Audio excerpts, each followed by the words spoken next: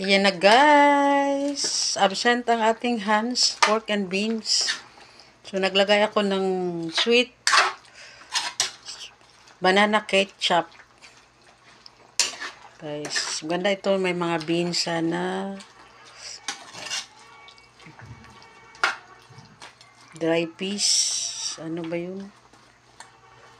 Okay na to. Kami lang tatlo ni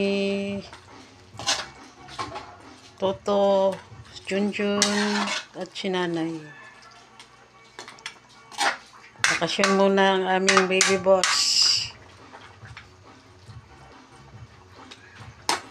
Nag-visit kina Matmat Boy. Cagayan de Oro sila.